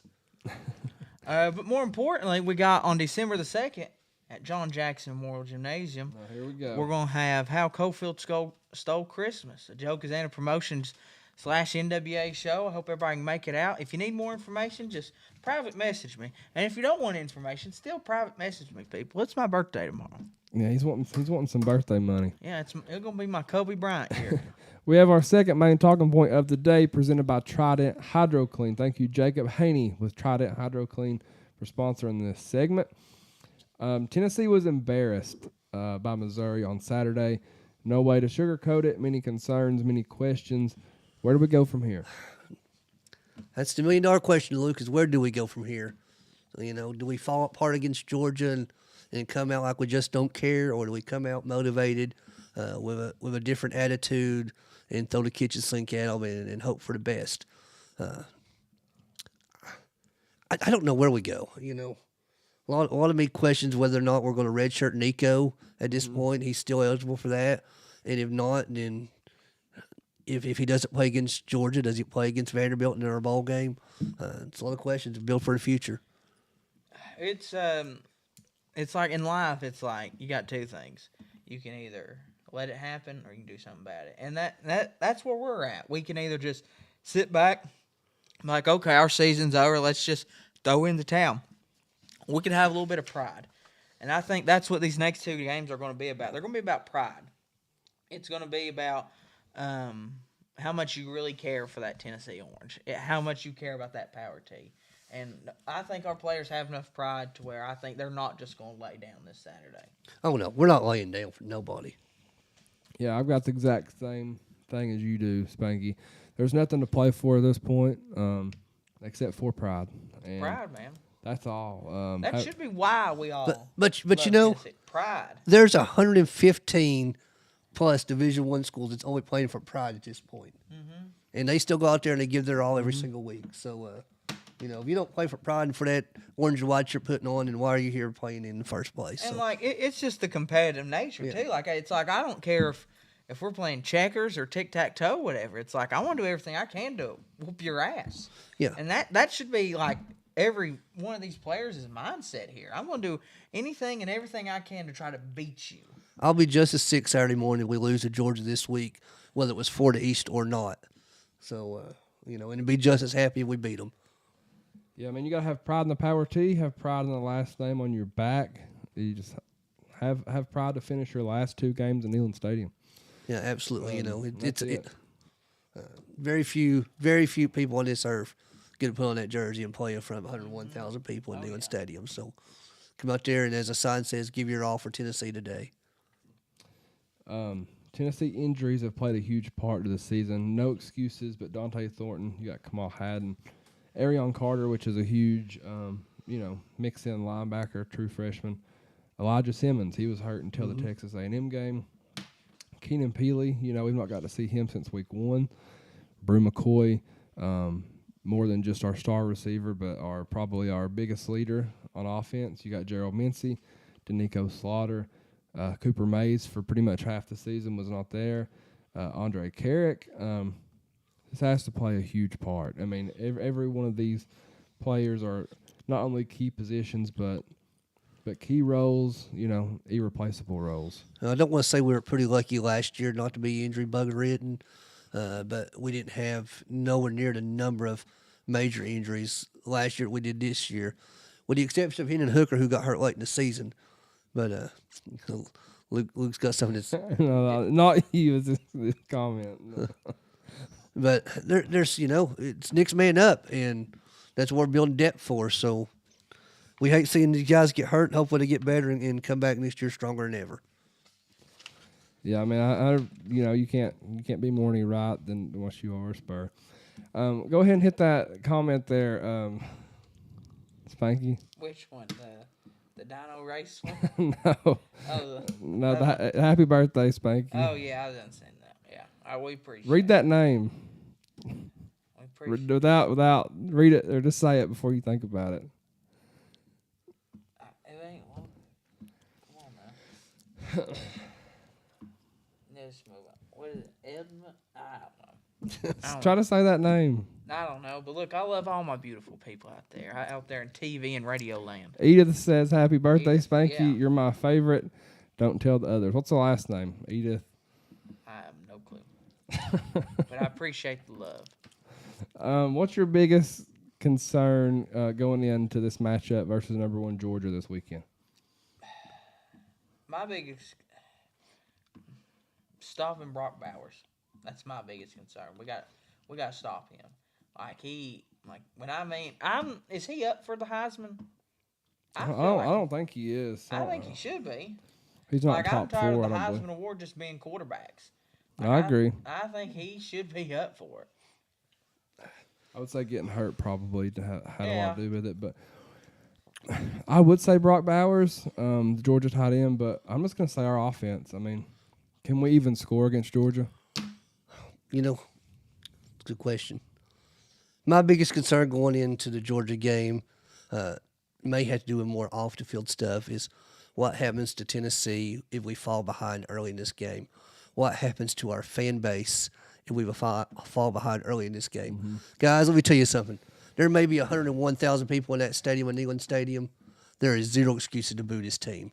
They go out there and they give their all for Tennessee. The results may not be what we want, but those guys out there playing put their bodies on the line for us. So we don't go out there and we don't boo this team. We're playing the number 1 team in the country that's won 27 straight games. So let's go out there and fight. No, none of us wants to see us fall behind, but I don't want to see our fans turn on this team, and that's what worries me the most. That's a solid point for sure. There's going to be the few that always do, Yeah. but yeah, I mean, we'll get mad, we get pissed off, but we're right back in there, the next weekend. We're ready to go. Does Josh Heupel for real have an away game problem, or maybe even? Oh, you just got it. Maybe even a November problem. That's yet to be determined. I think he does. I mean, the road problems are real. Not necessarily the environment, because Missouri's environment was pitiful. I don't know. November, I think he does. I mean, a horrible loss to South Carolina last year, then you have this one to Missouri around the same point in the season. So, in my opinion, yes. Exact same point in the season. So, yeah. It's a concern. There's no doubt. It's a concern. Do we play Nico or do we redshirt Nico? I think that's Nico's decision at this point. Yeah. If Nico wants to be in here for the long haul, I say we redshirt him. But if he wants to go pro sooner than later, then I say, let him play. I'd certainly love to see Nico play. At this point, you said, we had to play for other than pride, so Josh Jackson getting us with a comment. You all are tickled here, so have you seen the name we're talking about? Edith, yeah, I'll say Edith. Have you Edith Poutine? Well, Josh Jackson is said all I can picture is Mike Tyson saying that name. Yeah, I think you redshirt Nico at this point. There's really nothing left to play for this season, so you can't risk him getting hurt. He still has one game he can play, correct? I think he's got one. I do. I just don't want to risk it. I mean, does he start the bowl game that we go to? I don't know. I don't know. You don't want to, Joe's earned his time. I think Joe should finish it out. I think the Cowboys should ride off in the sunset. Yeah. So how confident are you overall going into Georgia? Percent-wise, I'm going to give it a 45. Way better than me. I think we played Georgia 10 times. We beat them twice. So I'm about 20% right now. I'm not confident. You was real confident last week, Luke. Until we scored 7 points. Until we scored 7 points against Missouri. Can we play them close? Can we win? Absolutely. Luke, we've won 14 games in a row at Neyland Stadium. But what we can do versus what we've been doing lately are way different. There's a huge difference there. Let's also be honest. Georgia's playing their best ball right now. Georgia looks like the number 1 team in the country, finally. Yeah, finally they're picking at the right time. They haven't looked like it earlier in the season. They look like it right now. Coach Ryan Jackson says, our family is looking forward to maybe a UT versus Minnesota bowl game. He says if Cofield wins, I'm sure they'll have to play South Pittsburgh. Yes, that is probably going to happen. We'll be facing them. Miranda says, good night, y'all. I got a busy morning. I vote Spur, Spur, Spur, Spur, Spur, Spur, Spur. Thank you, Miranda. Appreciate that. I think she has something against me. I think she does, too. Yeah, she don't like you. That's okay. You know what they always used to say in school? Those who pick on you just have a crush on you. So that must be it. Oh, Boom, you heard that, roasted. Miranda? Heard that. You heard that? Got a crush on the Spank. Join the line, honey. Coach Ryan Jackson says, "Why not play Nico in the game, or Nico in the first game we played? Joe is done." Because you got to think of the future. You can't just because things are going bad, like you just can't just give up and just say, "Here, done with it." No, ride it out. Like Joe has earned the right to finish out his career at Tennessee. Your buddy Matthew says Nico will not be a good quarterback. Yeah, that's a hot take right That's there. a very hot take. He says Georgia wins by 50. I think Nico's going to be an excellent Nico's quarterback. going to be a great quarterback. He's going to be great. Let's hit. Did I miss anything? Let's see. Alma says if Auburn can score on Georgia, we can. Vanderbilt scored on them as well. Let's be honest about it. That is true. That is true, but I would say them. But teams again, would that was a score. different Georgia team than what's playing right now. Georgia's really good right now, guys. They're really good. Oh, they're good. They're peaking at the. They're doing what we thought Tennessee was going to do Yeah. last week. Let's talk about the new playoff poll. 1 Georgia, 2 Ohio State, 3 Michigan, 4 Florida State, and 5 Washington. We'll do 5 at a time. Well, Georgia's back at number 1, so. What was Man, just you got to saying. beat the man. I want Washington in there bad. I think they're going to be eventually. They will. It'll take care of itself. 6 Oregon, 7 Texas, 8 Bama, 9 Missouri, 10 Louisville. Louisville's overrated. Hey, their coach good. He's one of the targets for old A&M. 11 Oregon State, 12 Penn State, 13 Ole Miss, 14 Oklahoma, 15 LSU. I'm fine with that. 16 Iowa, 17 Arizona, 18 the Vawls, 19 Notre Dame, 20 North Carolina. I like what Ryan said earlier, or Josh said earlier, Tennessee, North Carolina will be a pretty good ball game, I believe. Yeah. At least we're not out of the top 20. 21 Kansas State, 22 Utah, 23 Oklahoma State, 24 Tulane, 25 Kansas. And Kansas sticking in there that top Oh, 25. Yeah. It's I like to always see good it. to see Kansas. It in is. there. It always really is. Unless it's basketball, then we get tired of it. I have no problems with the top 25 right now. No. Ryan says he's not saying that we don't play Joe. I'm with Joe to the end, but in the event that we are down and can't win, or versus Vandy, we're up by 30, Nico needs to play. Yeah, if he's got another game, then he might as well. Yeah, that's the yeah. question, Ron. Is if he plays one more, he's fine. But do we save him and play him in that bowl game I was and get just him a full talking in game? general about, do we play him the rest of the way? That was my Yeah. thing. All right, so thank you all for listening to our second main talking point of the day. We still have a lot to talk about. We're going to do predictions, giveaway, but next we have the duel. We'll be right back. Trident Hydro Clean, your exterior home cleaning professionals, house, roof, driveway, concrete, gutters, and much more. Trident Hydro Clean, 865-363-8815. They've been in business for 5 years, and they have a 5-star Google rating and a 5-star Facebook rating. Call Jacob today. Give your house, driveway, and or patio the care it deserves. 100% satisfaction guarantee. See the difference between a professional and amateur cleaning. That's 865-363-8815.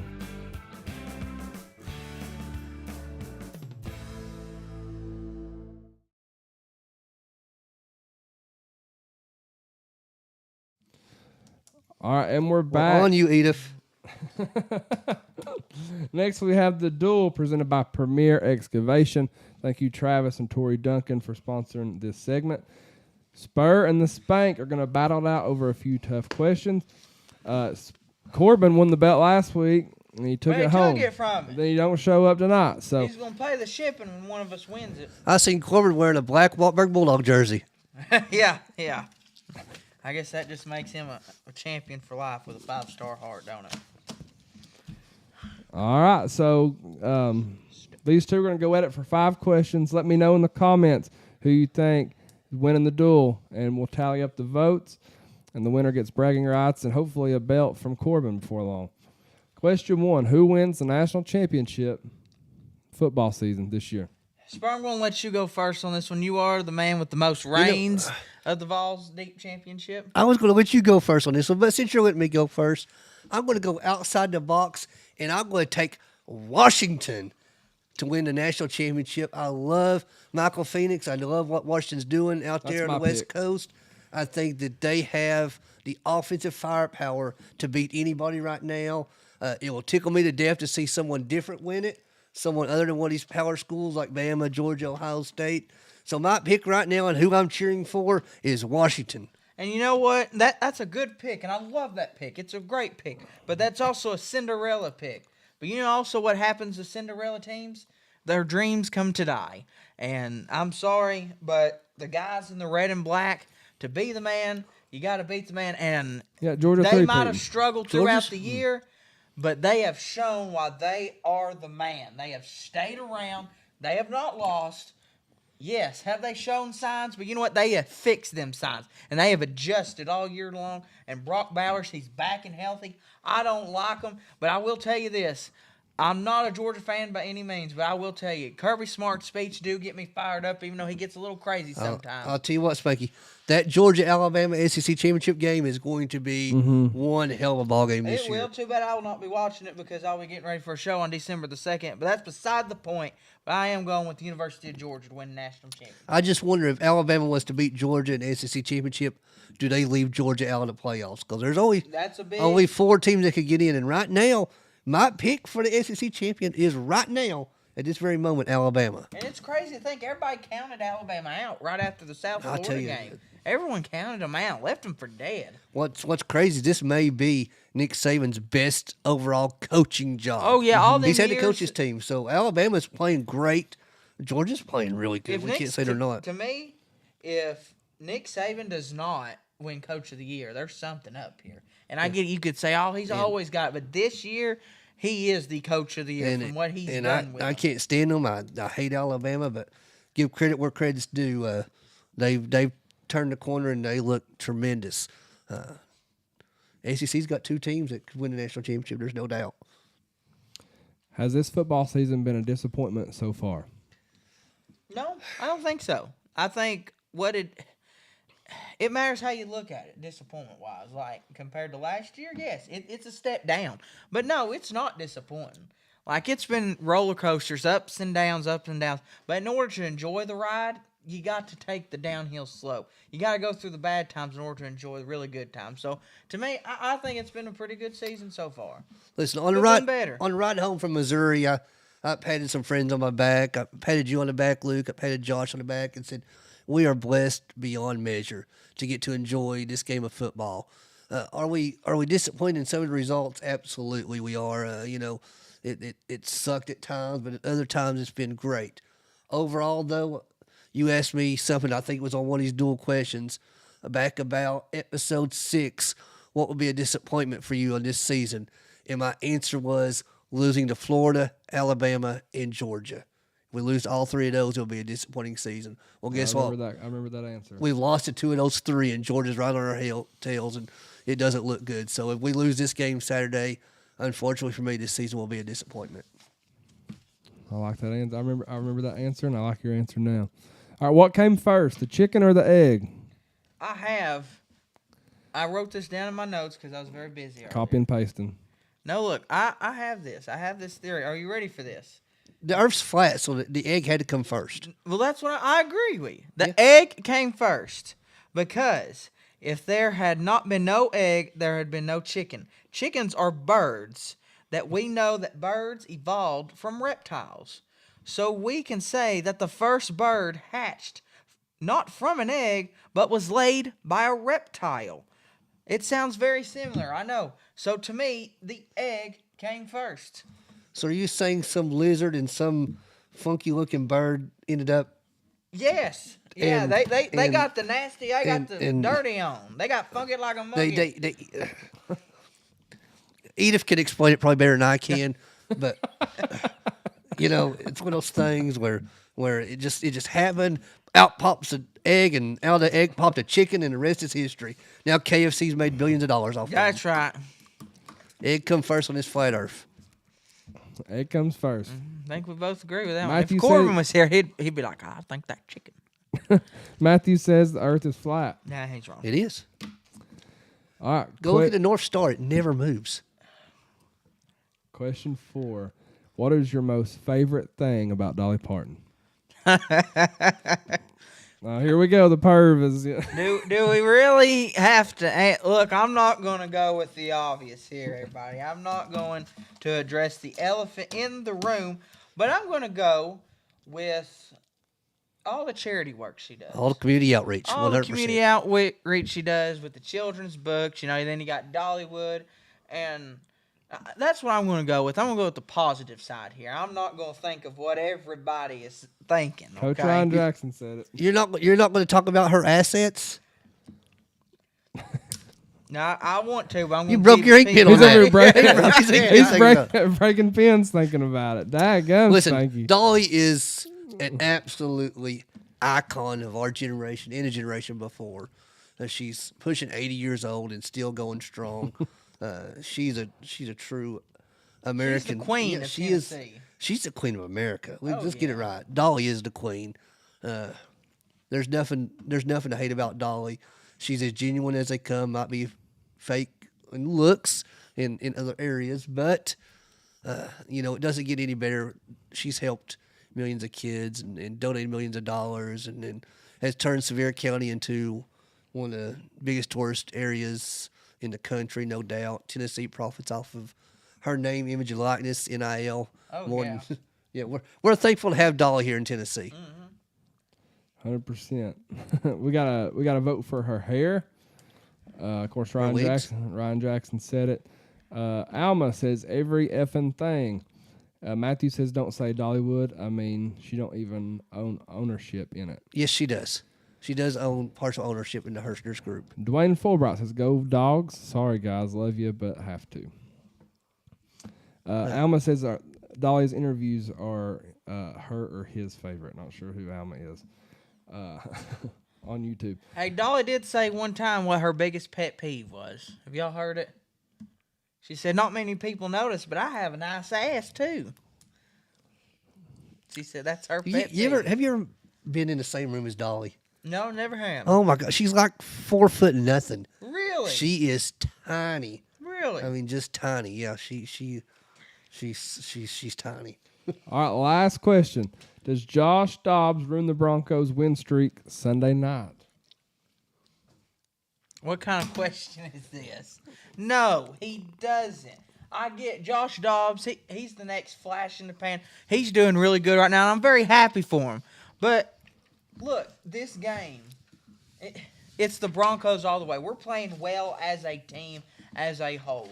Josh Dobbs learning the offense. It's going to catch up to him.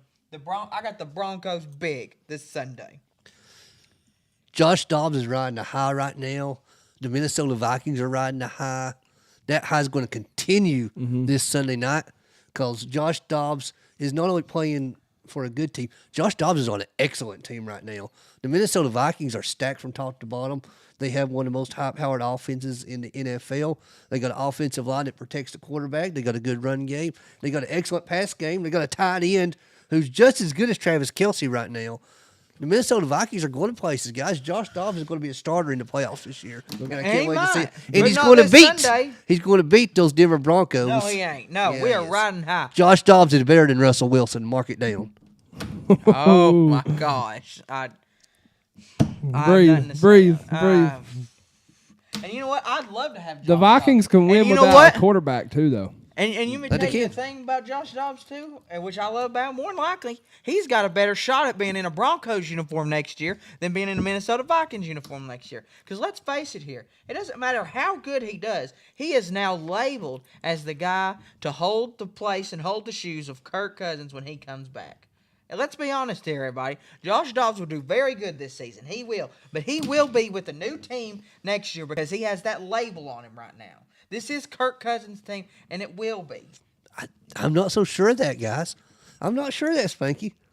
I'm not so sure that Minnesota's falling in love with Josh Dobbs. They're in love with him. They are in love with him. The NFL's in love with Josh Dobbs. Kirk's kind of getting up there too a little bit. Yeah, I mean, Kirk's he's getting up been there. injured quite a bit. Yeah, and You know, they could keep Josh Dobbs on a mid-level, starting quarterback range, and he might even still be their number 2, but one of number 2 to have. Should still be with the Titans, in my opinion. Yeah. Let us know who won the duel in the comments, please. We'll tally up these votes. We've got a tie right now between Spur and Spanky. Miranda voted for me 22 times. I don't think we need to count that one. Matthew says that Dobbs will beat the Broncos. Dwayne Fulbright says Dobbs will beat the Broncos. Coach Jackson says Dobbs is going places. Matthew says Russell Wilson is going down. I'm going to buy me a Minnesota Vikings jersey before this People, is over it with. is my birthday tomorrow. East- Today is the last day of me being 23 You know- Michael Jordan years old, everybody. So you're trying to get We may be in Tennessee. We may have our Titans in Nashville, but East Tennessee's turning purple real quick. No, I don't. No, I hate the color purple. You'll never see me wear the color purple. Never. I still want to see it next year. I want to see the Minnesota Vikings with Josh Dobbs against the Detroit Lions with Hendon Hooker. You That will would be never great. see That'd be me a wear dream color matchup. purple. I don't care how good Josh Dobbs does. All right. I just hate the fact he's in Pastronaut, purple Josh and Dobbs. gold. Hey, the Pastronaut's going to leave this flat Earth.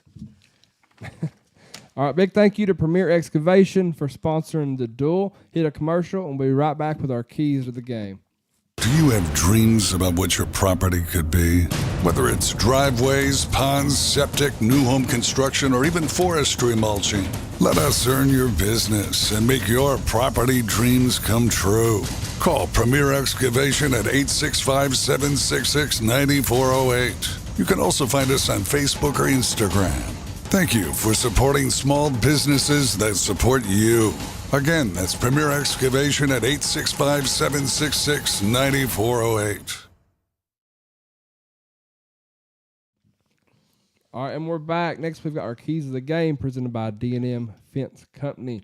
Georgia comes into our house this Saturday. The Tennessee Volunteers versus the Georgia Bulldogs, Neyland Stadium, CBS, 3:30 kickoff, 71 degrees. Georgia's a 10-point favorite. ESPN gives Georgia a 69.3% chance to win this game. Let's hit our keys to the game. Let's start with offense. Offensive keys to the game is play our game. Throw the kitchen sink at them. Do everything you can to win. Don't hold back nothing.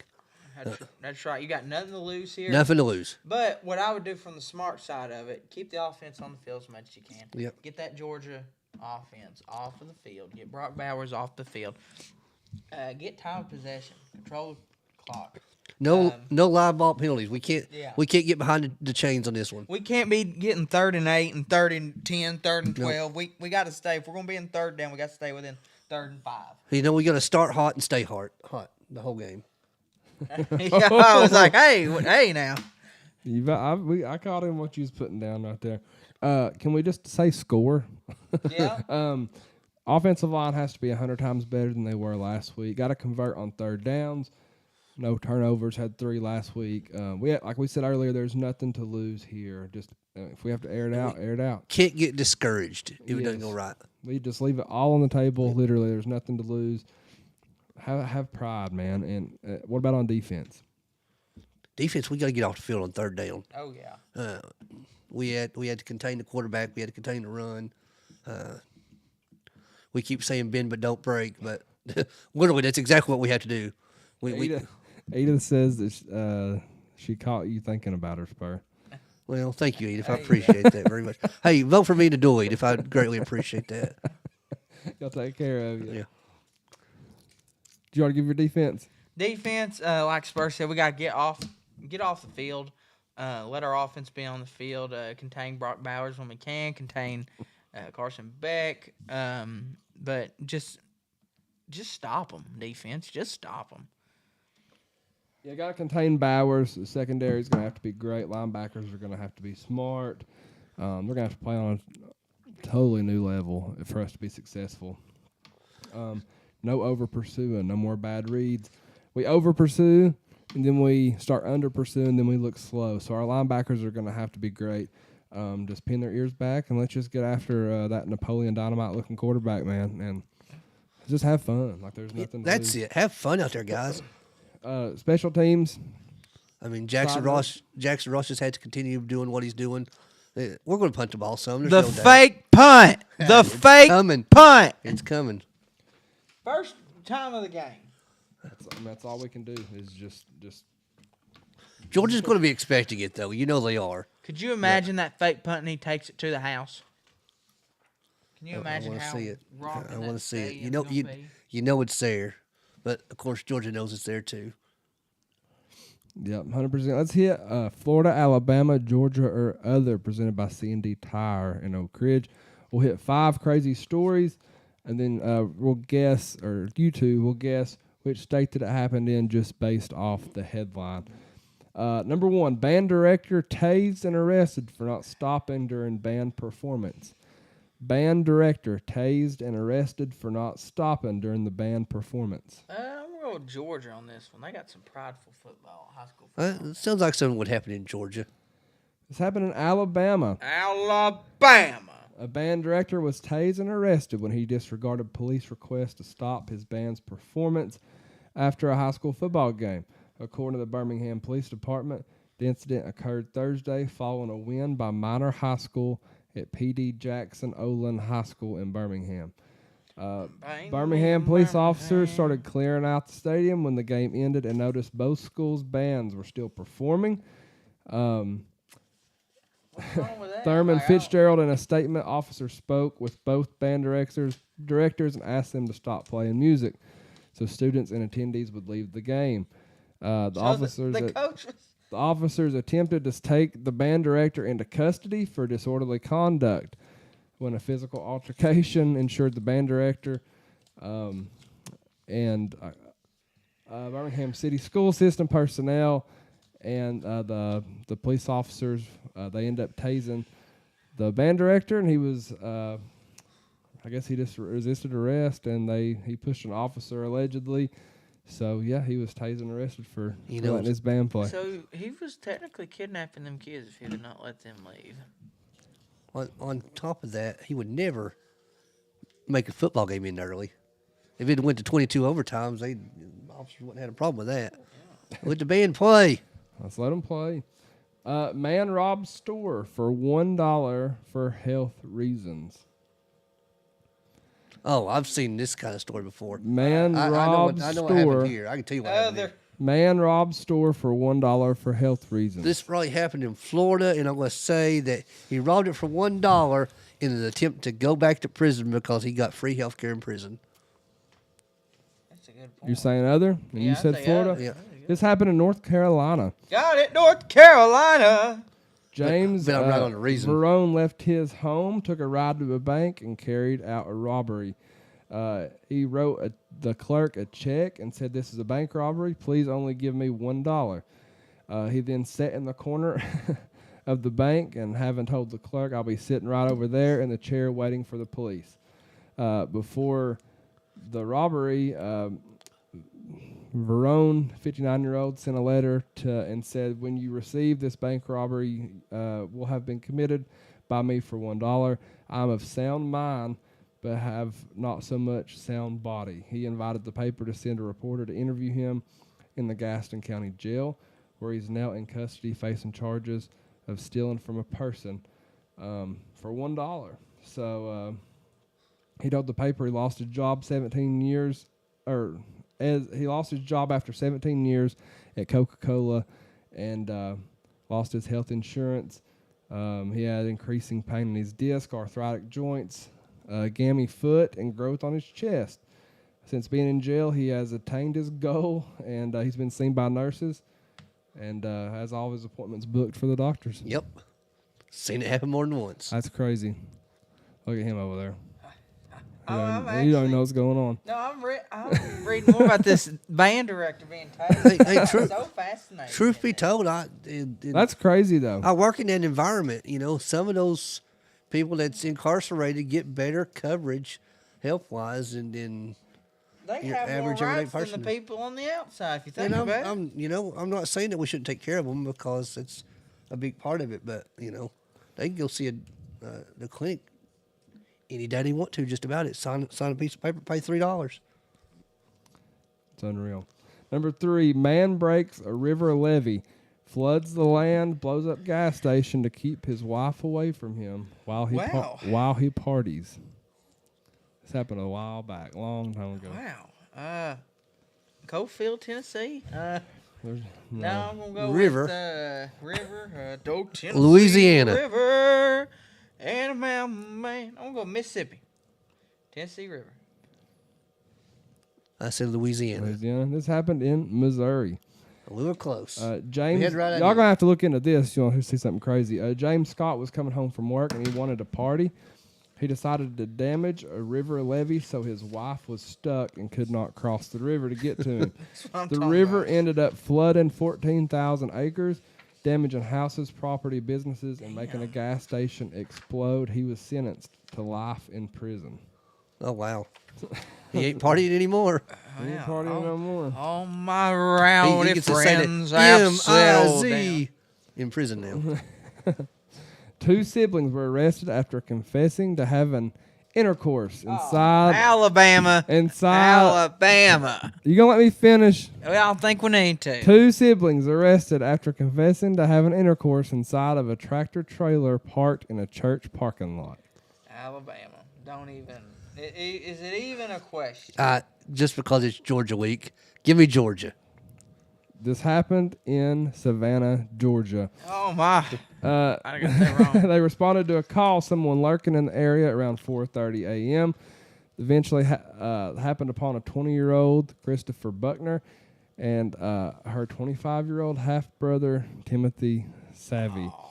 Savvy explained that he was walking into Buckner's home, but through conversation, police learned the 2 were siblings who just finished having intercourse in a church parking lot. Are we sure it's not brothers? Because Christopher and Timothy, you know. I guess it is brothers. My bad. Well, I've known some girls named Chris. Were they girls? I think. But Christopher, you know, it did. Yeah. I don't know. But anyway, Countryside Baptist Church. They confessed to having intercourse 3 times in the church parking lot. Their incest reportedly fueled by viewings of The Notebook, which for record has now been tainted. They were charged with prowling, sodomy, and incest. Oh. So, yep, it's brothers. Yeah. Wow. Coach Ryan Jackson says half doesn't count. Yeah. You can say that if you want to. I'm not gonna comment. Last one. An anti-gay rights senator arrested for driving drunk from a gay bar. They have it in Florida. Yeah, Florida. It's happening in California. Oh, well, okay. Roy Ashburn's story is special. The senator was arrested Wednesday morning for driving drunk from a gay club with a man in the car with him. None of this would be especially noteworthy if Ashburn hadn't consistently opposed legislation meant to approve or to not approve of the gay community. Ashburn took the opportunity to acknowledge later on that he is gay, and he now voices the support for the gay community. We don't get political, but I just thought that was funny. Well, okay. Good for him. You ain't got no laws for us today? No, didn't look up any Georgia laws. No Georgia laws. All right, we'll be right back. Thanks to C&D Tire in Oak Ridge for sponsoring that fun segment.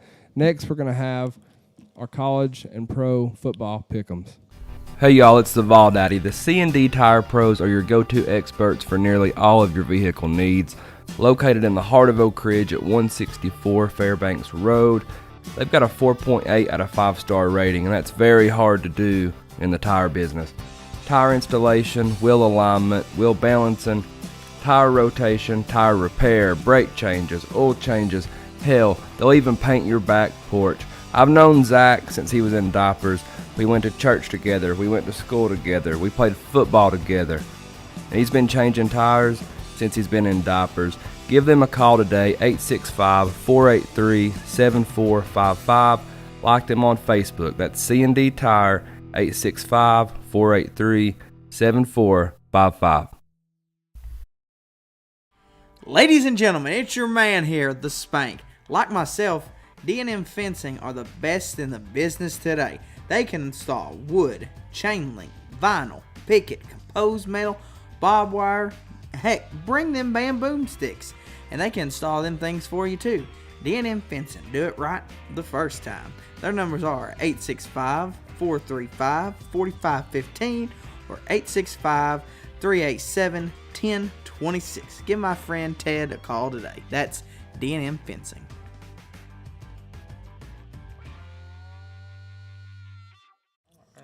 I do have one for you, Luke. You got one? Yeah, I got one. In Georgia, the flooring of adult bookstores must be smooth and non-absorbent. Wow. I'll leave you to wonder why that is. No idea. Let's see. Let's do our weekly predictions. Before we get to them, though, it's time for Spur to draw out of the cup of misfortune. You know, this is becoming a theme. I went to Florida and misery, and I had to draw all this cup. Now I went to Missouri, misery, and I'm having to draw all this cup again. Here we go. Eventually, I'm going to have to do some of these, you know. Oh, we've got a lot to do. Spur can either do this or he has to donate $25 to charity. What do we got, big dog? Embarrassing social media post picked by panel.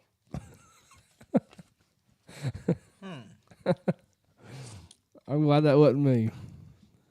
So You down? So we're We'll gonna see have what it to, is. We're at the vote. I'll come up with something funny. Yeah.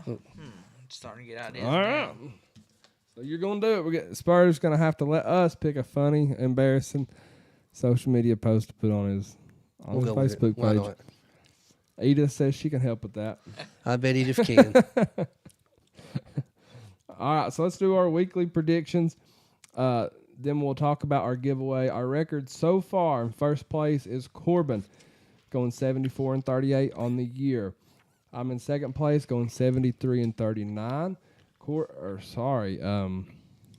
Spurs third place, 71-41, and then Spanky is last place, 70-42. You ready? Let's do it. All right, let's do it. We'll have to get Corbin to send his votes in. Oh, before we get there, Spur is the winner of the duel. Bring me my belts, You even Corbin. Lost it on your. Yeah, Corbin still got the I belt. lost it on the last day of being 23 years old. I am just shocked right now. Corbin, if you're listening, Corbin, you owe me my belt. we need the belt and we need your picks, both. All right, game one, Georgia at Tennessee. I think I'm going to have to go. I hate to say this, but I'm going to go with the red and black team on that one. We're not good enough to beat Georgia right now. I'm taking Georgia. And I've also got Georgia, unfortunately. Game two, Washington at Oregon State. I'm going with the Adidas school, the purple school. My national championship pick, Washington. I've also got Washington as well. Game three, Kansas State at Kansas. I'm going to go with Kansas. I'm going to give them some love to the Fighting Jayhawks, another Adidas school. It's a really good game. It's a rivalry game. For whatever reason, Missouri still hates Kansas, as we found out sitting in the stands, but I am picking Kansas at home. That's the only reason. Kansas for? I don't know. They chanted FU to them a whole lot. They did. Okay. I'm going to go Kansas State. I'm going Kansas State. Game four, North Carolina at Clemson. I'm going to go with North Carolina on this one. Bring Davo back down. You know what? Not so fast, Spanky. I think Clemson is due for this one. It's at home. I think it's their last big hurrah, and I think they're going to play for pride, as we just keep saying. So I'm taking Clemson to win this game. I as well wanted to go North Carolina, but I'm picking Clemson. Game five, Utah at Arizona. I'm going to go with the Fighting Utes on this one. I like Utah and I like Arizona both, but I've cheered for Utah all year, so I'm going to continue that. Utah. I've got Utah as well. Getting into the NFL now. Game six, Steelers at Browns. This is hard for me. I'm going to go with the Browns in this one. It's a huge rivalry game. It's always hard-nosed smash mouth football. The Browns pulled off a miracle win against the Ravens this past weekend, and I think they're going to win this one as well. I had the Browns until Deshaun Watson is out. Oh, well. So I'm going Steelers. So Deshaun Watson's out. That could change things. He is out. Game 7, Vikings at Broncos. Let's ride, baby. Spanky took the Vikings. I like it. No, I didn't. Going Vikings. Well, Spur took the Vikings. The Vawl Daddy as well took the Vikings. Game 8, Eagles at Chiefs. How about those Eagles? Eagles? Yeah, I'm not going to go with how about them Chiefs. This game's tomorrow, is it not? I think it's a Thursday night game, yeah. It is tomorrow, so we'll talk about that in a minute. But I'm going to take the Chiefs in this one. Didn't know it was. That's my fault. I got the Chiefs as well. I don't think that they're going to win at Chiefs' house. Game 9, Titans, Jags. I'd like for the Titans to win, but I just think Trevor Lawrence and the Jaguars are pretty hot right now. Yes, I love them, but the Titans are garbage. Give me the Jaguars. With the Jaguars as well. Game 10, Jets at Bills. Bills, I'm sorry that we had to do that to you, but you got to learn how to count. I think this week they'll learn how to count 12 men on the field, but I'm going to go with the Bills. That's what it was. I knew there was something. Yeah. Now you reminded me what happened in the game. The Bills, man, I don't know what's up with them. They're struggling bad. I think they're better than the Jets, but it's going to be close. Give me the Bills. Gut feeling. Jets, Jets. It's an Jets. absolute must-win for the Bills to have any shot at the playoffs. Oh, yeah. I'm going Jets. I just gut feeling. All right, total number of points scored, Tennessee versus Georgia. I've got 65. I've got like a 45-20 type game. I'm going to go 41. I'm going to go with a 27-24. I don't have a score prediction. Give me 55 points. 55 points. All right, and we'll get with Corbin, and we'll get his.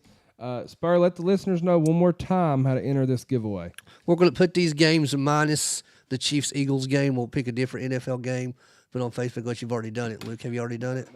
So we're going to put 10 games on Facebook on the Vawls Deep podcast page.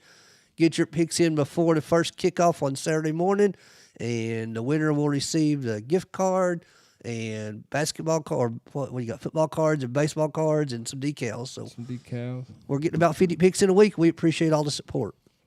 That's right. All right. Well, thank you all for listening to us, whether it's live or after we publish this on our live. We'd love to hear from you.